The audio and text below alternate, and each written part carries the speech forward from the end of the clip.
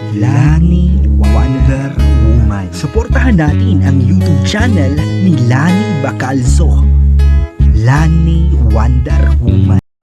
Itong pinupuntahan natin ay nagkasakit ito ng diabetic. Bali na nagasgas lang siya ng pako, tapos yung paa niya hindi na gumaling yung sugat. So kung mataas na pala yung sugar natin, kailangan na tayo mag-ingat na hindi tayo mas sugatan, kasi yun ang umpisa na lumala at talagang may lagay tayo sa alanganin. Kaya dito kami ngayon, ihatid natin ang tulong ni Ate Lani at sa lahat ng mga sumusuporta kay Ate Lani. Ito yung bahay nila.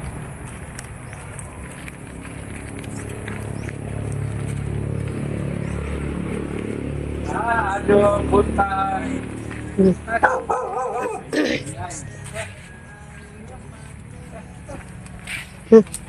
May bantahan. Turun ka rin, salat.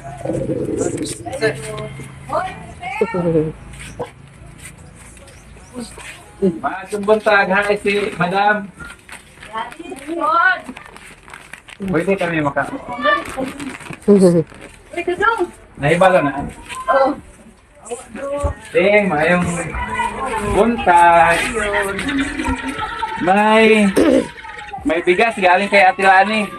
Oo, para sa mga senior katulad mo. 5 kilo.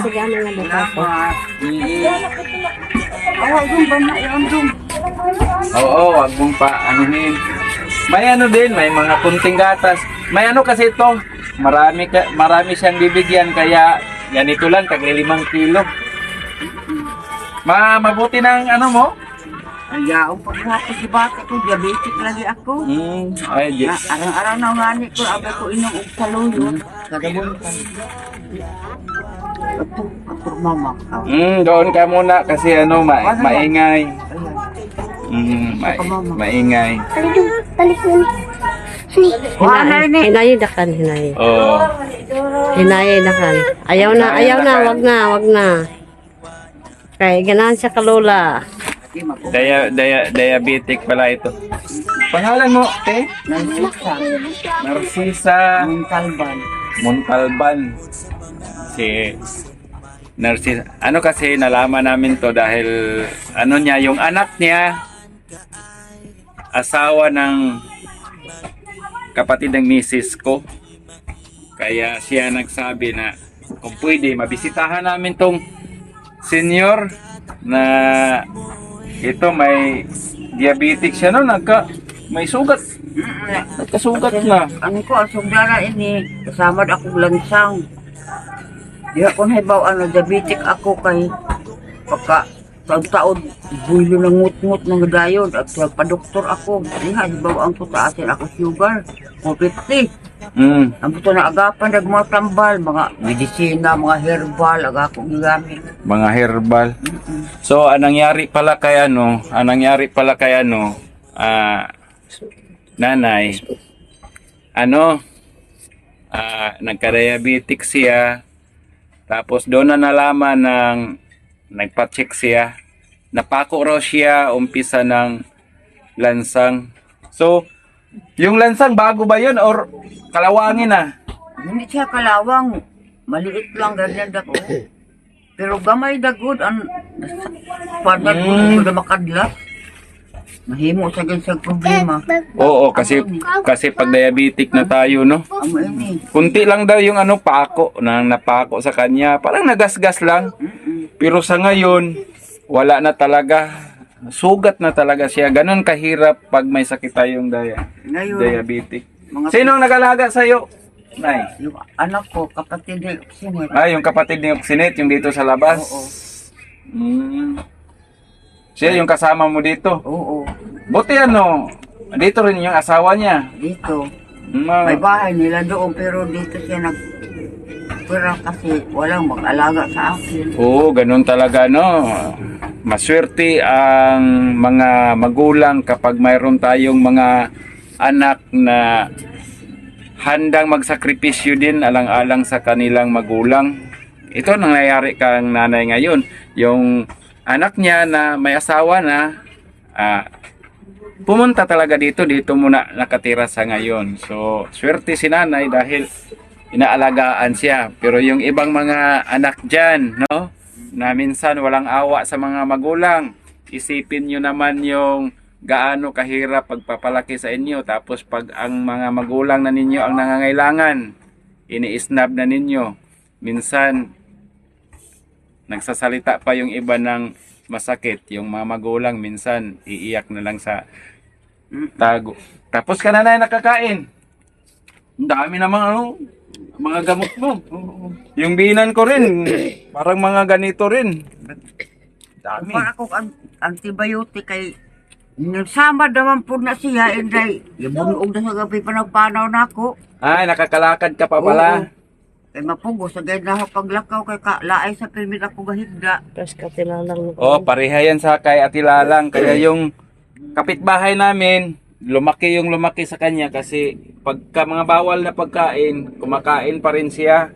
Kaya ikaw, so ang mapapayo lang namin, iwasan mo talaga yung mga pagkain na dyan. Galing Lumala. pa nga ako sa hospital tapos umuwi ako walang alibyo. Parang mamatay na ako nga to. Wala na talaga, ganun, parang acute na talaga ito, pero dasal lang. Oo. Dasal lang Ginoo tayo. na lang ang kuan.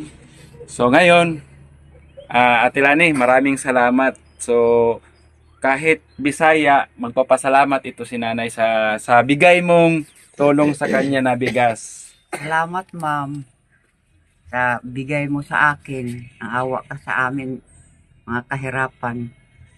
Okay, at Walang mga akong pangita. Di na ako kaya. Mga anak ko lang nagsuporta sa ako. So sabi niya, Ate Lani, salamat sa awa mo sa kanya. Wala na siyang kabuhayan. Di na niya kayang magtrabaho. Mga umaasa na lang siya sa mga anak niya. Kaya ito ngayon, no, si Nanay, mayroong karamdaman. Di naman natin masabi bakit siya may karamdaman kasi lahat naman ng tao nagkakasakit. Nauna lang talaga si Nanay na medyo lumala yung yung sugat niya. Kasi lahat tayo may karamdaman. Yung iba nga lang, di pa lang grabe sa ngayon. Pero darating talaga ang araw na gagrabe yun kapag abusado tayo sa ating katawan. Kaya ngayon pa lang wala tayong sakit. Sobrang pag-iingat na ang gagawin nyo. Maaga kayong matulog, kumain kayo ng tama. Huwag kayong uminom ng sobrang alcohol, no? Mga soft drinks, mga matatabang pagkain. Nakakaano sa kalusugan natin.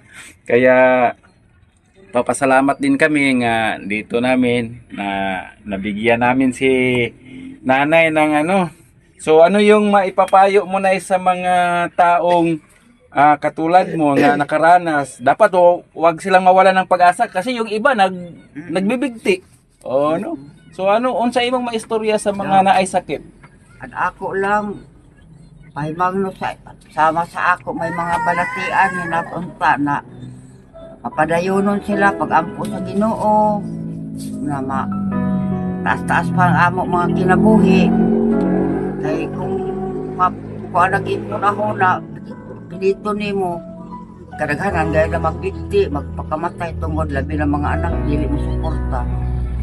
Amo gadi ang pinakakuan sa mga ginikanan na usay magbuod, magpakamatay na lamang, pusilan man.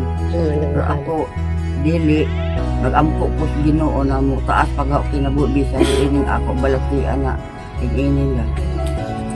Okay, so ang sabi niya, no, sa lahat ng mga nanonood, mga Tagalog, kung ano mga language natin, ang sabi niya na ang mapapayo niya sa mga may mga karamdaman, magpakatatag kayo, manalig kayo sa Panginoon, at lalo na sa mga anak na sana, no, suportahan yung mga magulang nila kasi yun ang isang dahilan din na mas naisin nilang wag ituloy yung buhay, yung iba nagbibigti dahil sa nararamdaman nilang sakit buhat ng mga binibigay na mga ugali ng mga anak. Kaya si Nanay hanggang ngayon, lumalaban sa kanyang mga sakit dahil yung mga anak niya ay nakitaan niya ng pagmamahal sa kanya. So, ganun, kakatulad din sa amin, yung magulang namin, dalawa na yung nagkasakit talaga ngayon.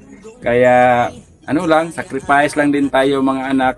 At salamat sa Team Lani Wonder Woman kasi nagmamahal kayo sa mga katulad ni nanay na mga senior.